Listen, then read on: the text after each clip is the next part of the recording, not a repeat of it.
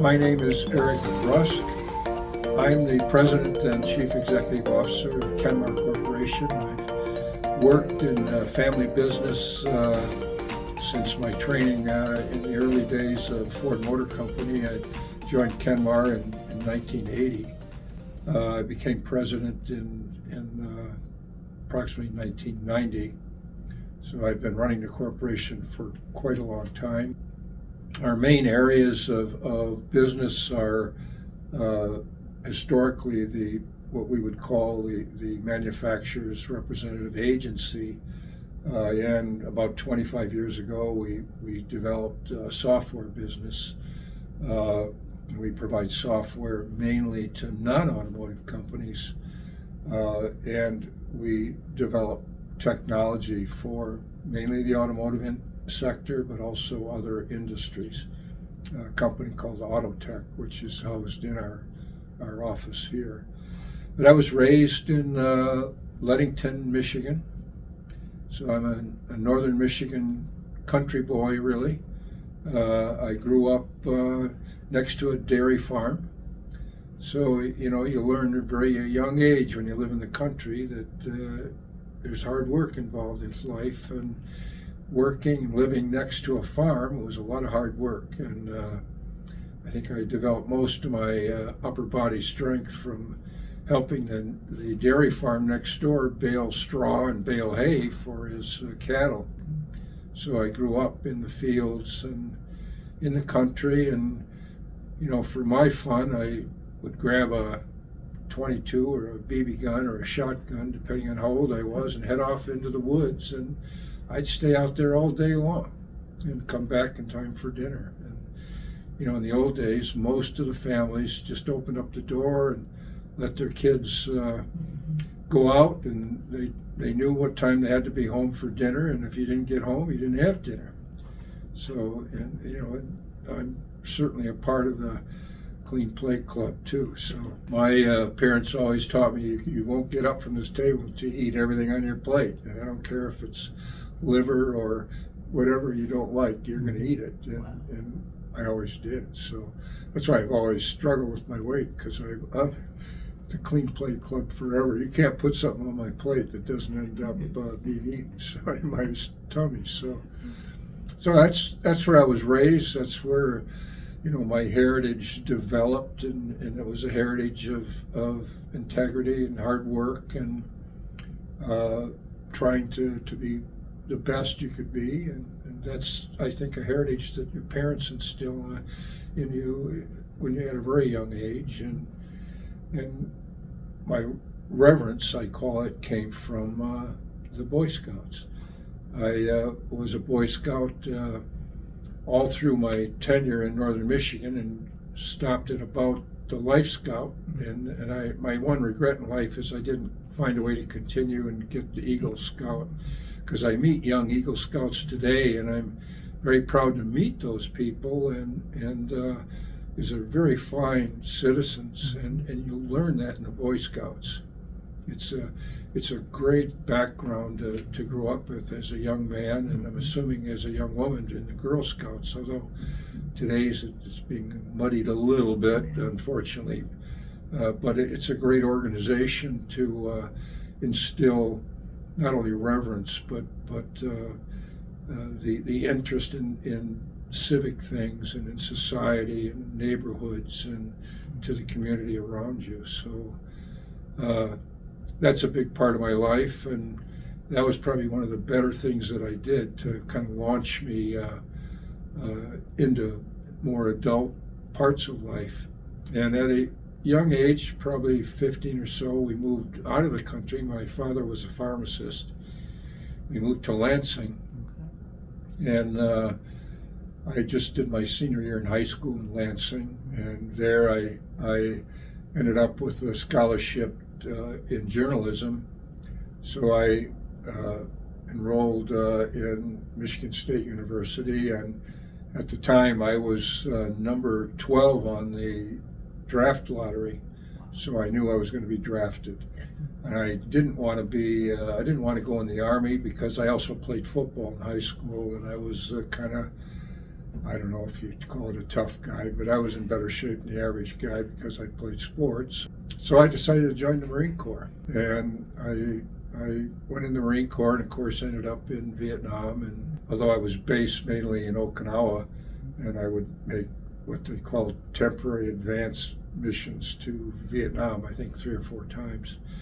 So I spent time in the war, and I saw the ugly part of that, and came back in the 1960s, late 1960s, into the what I called the flower power days. And that was a lot of fun. I would love, if there's any part of my life I'd like to live over, it's that part. It was a lot of fun. That's where it all started, and I ended up going to work for Ford Motor Company and learning the automotive business, and then from that experience joining the family business. The business was actually owned and started by my wife's family, Ken and Mary Elliott. That's where KenMar name came from, Ken and Mary. They had a typical, maybe not so typical, but 8 children Catholic family. It was my wife and 6 sisters and a brother, so eight children. So a very, very interesting family to join, and in any family business, you have to be prepared to put a lot of time and hours in, and a lot of travel.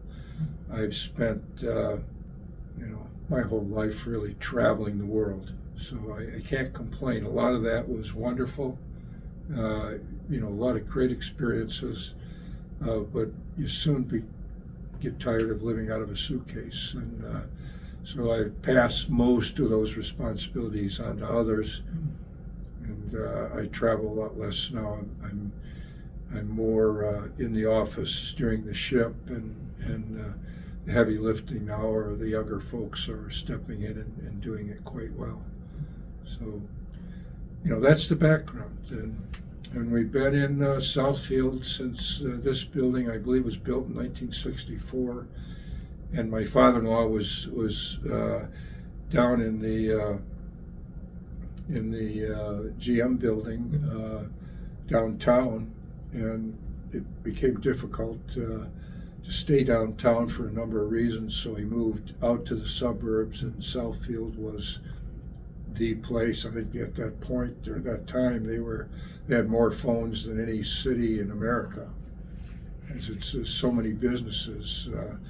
But at the end of the day, the streets kind of get rolled up and people leave, and I think Southfield now has developed into more of a community that invites people to stay a little longer, and that's why we need a robust restaurant industry here, because there's so many restaurants. I mean, so many businesses that need restaurants, and it got slowed up, I think, by government intervention, because the government decided to not allow businesses to deduct 100% of their entertainment expenses, and that directly impacted. That was back in the Clinton administration. The 80s. He did a couple of things that were bad for business. One was a luxury tax, and overnight put 6,000 or 8,000 people out of business that built yachts, because they decided that it wasn't good for people to be able to afford yachts. So,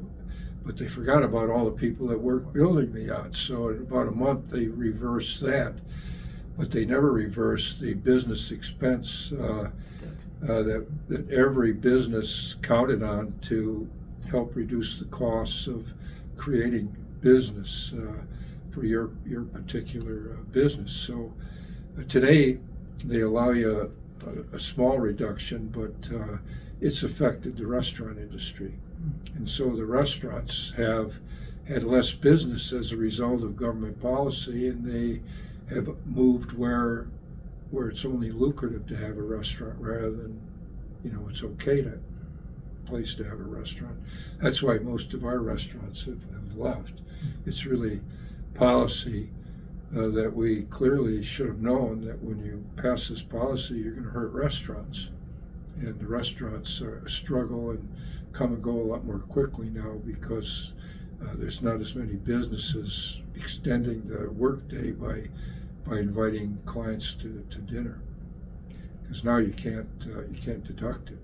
And there's like that cluster of restaurants on Evergreen, right? But that's all fast food and mid-grade. You're talking like top line. Top line. When you're entertaining customers, you want to encourage them to do business. So you want to, everything you do, you want them to feel good about doing it. Yeah. And so now it just means that businesses here in Southfield have to drive out of Southfield to. In fact, last week we had customers in every day of the week. Mm-hmm. We were downtown almost every day, which for us that meant we lost working hours somewhat because of travel. So if there's one thing I would encourage the district to do, it would be to encourage more restaurateurs to come in this area, and then we have to figure out how to get businesses to use those to the extent that they can afford to stay. Southfield, the same reason we moved to Southfield in, I think, 1964, is still a good reason to remain here. And the biggest issue for me is logistics. No gridlock. And most everywhere you go north, there's gridlock, north and west. And in business, time is money. And if you're spending, half an hour or more a day sitting in your car in traffic. So the family business is the center of everything. And in Southfield, all the same reasons that we came here are still here. There's no gridlock. There's freedom of movement and of course the access to all the highways, so you can get pretty much anywhere in town in 20-30 minutes, where I might say that's a long time, but for most people 20-30 minutes is nothing. So they don't even think about the time. So it's a great position from a business perspective. We can go everywhere. Trying to pick a career, someone suggested I should look at the automotive industry, and I thought, that's not for me. That's too old school, old technology, old everything old. But I ended up interviewing with Ford Motor Company, and based on that advice to look at it, and I got into the automotive sector, and I realized that my impression of the automotive industry was completely wrong. It is a very high-tech industry, and you better have something on the ball even to comprehend the technologies, because it's a collection of multiple technologies. So I think that advice to join an old industry when everyone else was kind of running from the industry, in terms of advice, was good advice.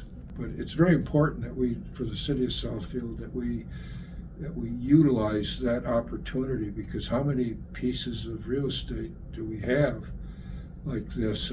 I think there was one question that somebody thought that Northland was a thing of the past, and they wanted to get rid of the name. And I said, well, why would you want to get rid of the name? And Northland was probably one of the biggest things that ever happened to the area. It was, I think, the first mall of America, as I recall.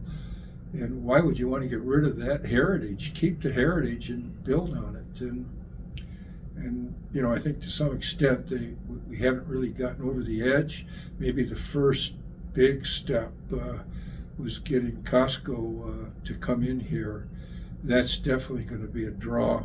I've been over there several times myself, all my employees. We've moved a lot of our office supply purchases over to Costco. So we just go over and get it ourselves, rather than the way we've been doing it in the past, basically on catalogs. We can help companies come and reduce costs and still have the space, the luxury of space. And that's a big luxury these days, because everything's getting smaller and smaller. And I think this is very competitive here. And we have most of the services. If we improve the restaurant side of things so that we don't have to leave Southfield to entertain, that would be helpful. But in terms of the logistics and the cost structure, this has to be an area that small business looks at, and even some big business, because there's some large plots of land that you can't find anywhere else. And when employees do employment, they want to be able to come and park easily, and they don't necessarily want to spend a lot of time walking. I mean, you go downtown Detroit, it's a problem. Just parking alone you can't afford, and your employees can't afford. So here, employees get all the services basically for free. Where downtown Detroit, you'd have to spend, I don't know what it is today, you'd have to spend probably $200-300 a month just to park your car. Detroit it's got a lot of advantages too, but from a cost perspective, I think Southfield offers a lot more, and you've got the freedom of movement here that you don't have in a lot of urban areas. And that's one of the things that I think everyone likes here.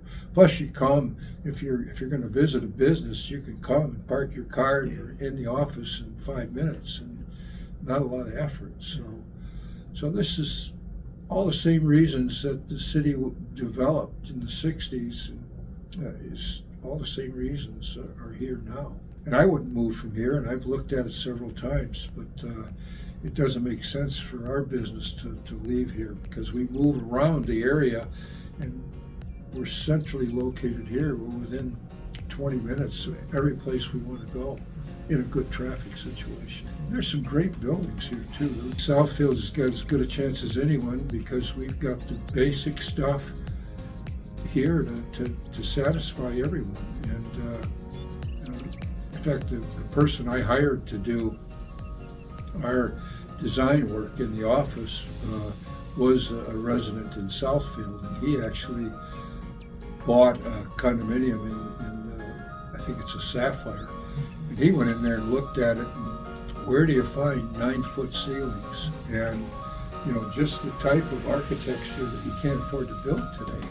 But he loved living there, and he loved living in Southfield. It was, when he was working in our office, he was literally 2 minutes away, and he was there picking out paints and wallpapers and rugs and what have you. And now he's retired and he moved to Florida. But he was also able to sell his condo and make money on it. So there still are opportunities like that. And Southfield's a good place to start.